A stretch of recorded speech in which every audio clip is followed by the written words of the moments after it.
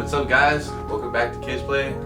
It's been a long delay, but I have a very special video I want to present to you guys. My top 10 of 2015. The whole reason I started doing these videos is because I just want to talk about my favorite albums. I'm a very big list guy. I like numbers and putting things in the category, so I thought it'd be great to share this with you guys. So before I start, this is my opinion, so don't come at me because your favorite album isn't my #1 favorite album. So here we go, my top 10 albums of 2015. So starting off at number 10, we have Travis Scott's Rodeo. So I did a review on Rodeo and I didn't really like it. So I left the album alone. I felt it was too much hype. I revisited the album again and it's actually a solid album. It's very consistent. The sounds and the sonics, everything's tonally meshed. So Travis isn't the best lyricist, but he makes good songs. You know, he had probably some of the best hits of the year, you know, with Antidote and with Maria I'm Drunk, which is such a good song.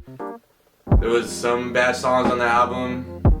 It was a terrible, terrible song. But other than that, the features, you know, they complimented each song.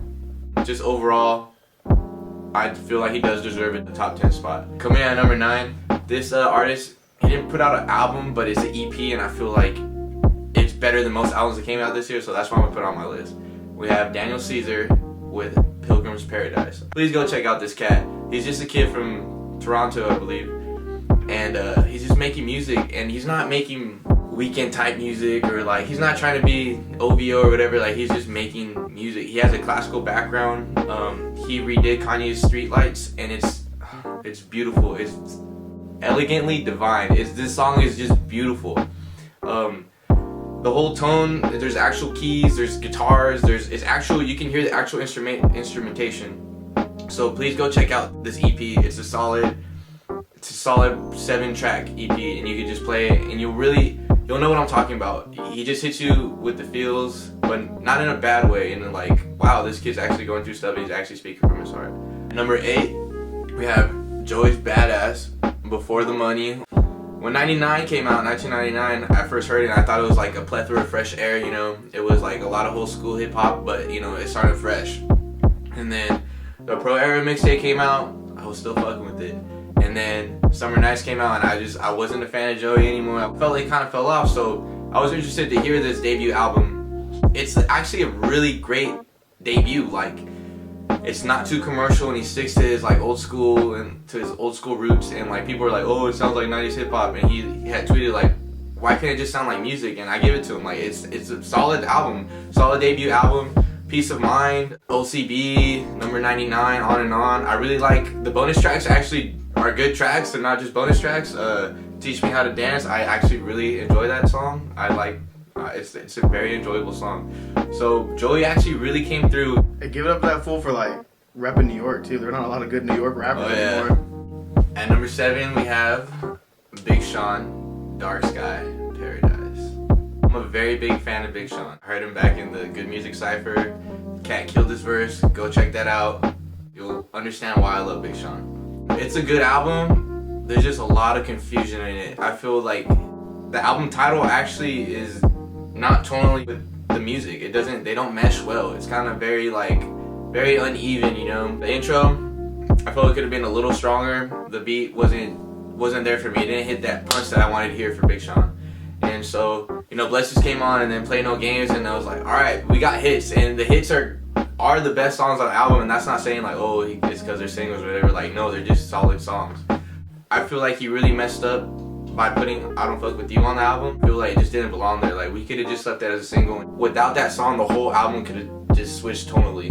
His features are good. Like, the album, it started getting more cohesive towards the end of the album. The outro beat, with the old school funk and then the thunder in the background, I envision that's what he was thinking about when he made this album. So if he could have like stuck a little bit more into the outro tone, he could have had a more solid album. But overall, there's a lot of good songs on there, and I'm still singing them. Number 6. I know you guys are gonna shit on me for this, but I don't care. Kendrick Lamar, To Pimp a Butterfly. Oh man, you fucking kidding me? Number 6, what you thinking about? A Butterfly. Overall, The music in this album, the jazz vibes, the hip hop, they mesh well. I would put it at number 1 for just the beats alone because I really do love the music, the route he went for this album. The first 5 songs that didn't capture me, like they're okay. As soon as we get to You, the way he delivers his verse is so captivating. As soon as those bottles clank together and he starts talking like as a drunk person would talk to another person, from that point on I was blown away. From You to Immortal Man, that's perfect. I will not lie, that is a perfect album. You know, we get the hits like Alright, it's a great hype song. You Ain't Gotta Lie to Kick It. My personal favorite track off this album is Complexion. It's just the booms, the vibe. It goes back to the music of the album. Smooth. Rhapsody kills her verse. I'm not a black person, but I do appreciate what he was going for. As soon as You starts to Immortal Man, he's telling his story, the poem's starting to unravel what he's trying to get to. But the first 5 songs, they didn't do it for me, and that's why I can't give Kendrick the number 1 spot, like, oh, you guys fucking want it. But from You to the Immortal Man, love it. Perfection. Kendrick Lamar. I'll give you props for that. My number 5 is Drake's. If you're reading this, it's too late. Oh, shouldn't it have been 6? Drake came out of nowhere. We thought we were gonna get views from the 6 this year. He was like, nah, let me give you my mixtape / album that I'm gonna charge you for. It wasn't his worst shit, but it wasn't his best shit. It was his like, oh, here's my I don't care about it. And it was better than other people's best shit that they put out this year. The opening line, when I die, I'm a motherfucking legend. He is. He's gonna die a legend. There's hits after hits on this album. You don't get tired of it, and even though how long it is. When I first heard Jungle, it reminded me back in the So Far Gone days, like the pop and the guy singing in the background. It took me back to that reason why we started liking Drake. No Tellin' is my favorite track when he was like thinking they lions and tigers and bears. I go hunting, put heads on my fireplace. What? It's a good ass line, dog. That's a good ass line, dude. Like, that's hard. I'm not just being a Drake lover right now. I didn't get tired of it. Maybe there was a couple songs that kind of sounded alike, but whatever. Drake, thank you. I'm ready for views for the 6. New shit is on steroids. I would never pass a physical. Every year I find out about a new artist out of the woodworks and like, where did this guy come from? And every year they end up putting out an album and I end up putting him on the list. A couple years back, I had Kyle, had Chance the Rapper, King Cruel, and who we have, Bryson Tiller at number 4 with Trap Soul. I love this album, front to back, great. The thing that I love about Bryson is that he's just making real music. Like, you can tell it's very heartfelt, it's very sincere. His music's very relatable. Favorite song, Exchange. Everybody loves that song. It's soulful, beautiful. It's a beautiful song. Sorry Not Sorry is my shit. Perfect debut album for a new R&B artist. He basically took all the new school, the emotional, the whatever you want to call it, but he made it real. He made it very relatable, not for these like fantasy like stories that we hear from these rappers. Very to the core, very to the point. And I really appreciate that he was very honest on his debut. And the music's great. Trap Soul. So with number 3, which I do believe is the best album of the year, musically and everything, is Ego Death by the Internet. Musically, front to back, the best album of the year in my opinion. It starts and it doesn't stop. It doesn't drag. Everything's consistent. Sid stepped up her game so much. She's come a long way from Purple Naked Ladies. It's live instrumentation. It's not just like 808s and like computer. It's not MIDI keyboards. Like, it's actual instrumentation, and they did a fantastic job.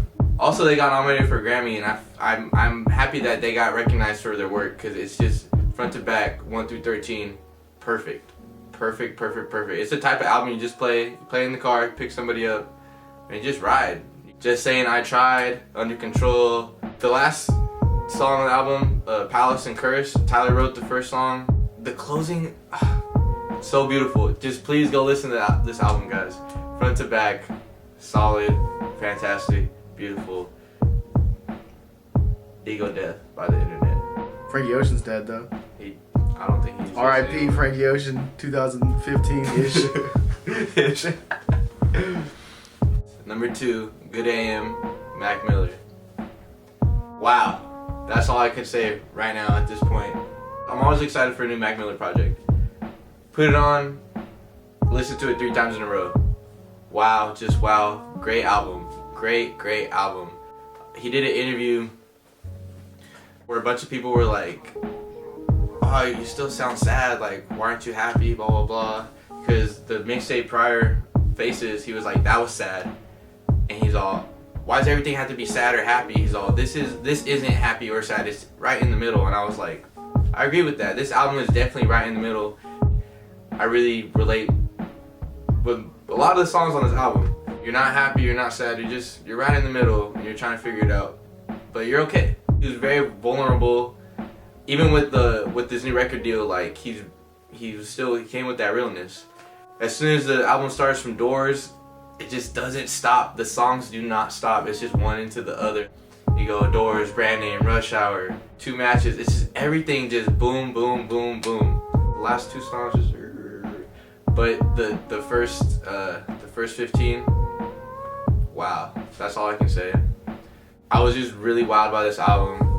I just love that I could shuffle it. If a song comes on my shuffle, I'm gonna play it. I'm not gonna skip. You can just put it on, basically just listen to it straight through. And good job, Matt Miller. Thank you. We have, at number 1, my personal favorite album of the year, Cherry Bomb by Tyler, the Creator. The album sucked. Wolf was my favorite album of 2013.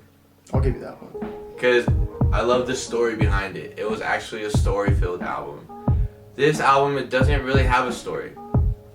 But that's not necessarily bad. This is a very diverse, genre-filled album, but it's all cohesive. From the opening with the guitars on Death Camp, for the rapping on Buffalo, to the smoothness of Pilot, and Find Your Wings, the soulfulness of Find Your Wings. It just keeps coming. The Fucking Young, the second half of Fucking Young, perfect. Oh, beautiful. There's an essence of inspiration throughout the album. For instance, Find Your Wings. Oh, Tyler's an asshole, blah, blah, blah, blah. At the end of the day, he wants everybody to make it in their own way. He wants you to find your wings. He wants you to make it. He wants you to be happy. He wants you to make that money. This was the most inspirational album of the year to me. That's why it's my favorite, because 2015 was a big year for me, and this album really inspired me to just go out and do what I need to do. One of the standout tracks, Smuckers. I just want to say that. How do you land those features? Right? Okay, so Big Sean had Kanye and Lil Wayne on his album, not on the same song. A$AP Rocky had Kanye and Lil Wayne on his album. Kanye's verse on that album was trash and it was terrible, and I don't even know why you had him on that album, A$AP, and your album sucked, and I want to say that right now. And Lil Wayne's was bad. But Tyler managed to get Kanye and Lil Wayne on one song. One song, and it was fan-fucking-tastic. You have the first half, Tyler's first verse, again, the opening line, money, money, money ain't the motive. That's perfect. Once you start worrying about the money, I feel like you start losing the enjoyment of doing the shit you want to do, you know what I mean? And then you hear Kanye and you're like, oh, you're always excited for a Kanye verse, but you never really know what you're going to get. And again, going back to the inspirational topic, even Kanye, he was kind of spazzing out, but there was a sense of inspiration there. Kanye's going with the theme of, what Tyler was saying. And then the beat breaks down and we get a jazzy beat. You could tell Tyler produces all the songs. You get the jazzy beat, and then Lil Wayne comes out and you're like, alright, what are we gonna get from Wayne? Because Wayne hasn't been Wayne in a while. And then you can see the fun between the two, the back and forth. Tyler going forward and then Lil Wayne. Do you get the Wayne? I get the Wayne, and I felt it. And you could just tell that they were having fun with it. And everything punched. And Smuckers, just one of the top 5 songs of the year, I would have to say. Back to the album real quick. Album ends off on Okaga, California. Okaga really is just somewhere you want to be. It's a made up place in California, but after hearing the song, I was like, I want to go there one day. And I want to get rid of everything around me and just enjoy the moment. That's a very enjoy the moments in life type of song. So overall, Cherry Bomb, this is why it's my favorite album. I'm not saying it's the best album of 2015, but it was the most inspirational. It did the most for me this year. This is why I love this album. So yeah, Cherry Bomb at number 1. So sorry, this is my opinion again, guys. So thank you guys for watching this list again. This is the whole reason why I want to make these videos. I always want to talk about my top 10 of anything at the end of every year. Let me know what you guys thought about this. Let me know in the comments below what your favorite albums were. It was a good year. Good year. I want you guys to go subscribe to my friend and my partner. That sounds weird. At No Heroes Here, I'm gonna put the link in the description below. We're gonna be doing a lot of stuff on that channel. I only put out a couple videos. Hope you guys saw the Star Wars reviews. Now we're gonna buckle down, get a formula going. A video a week. And I'm gonna try to get. I slacked you guys. There's so many albums that I didn't review, but I feel like it's perfect time now. Like I can actually start planning everything out. You know, just do it. Like, subscribe, go down to the description. No Heroes Here as well. Please share this video. Thank you guys for watching. This has been KidsPlay. This is KidCruzzer. If I like it, I'm gonna play it. Okay.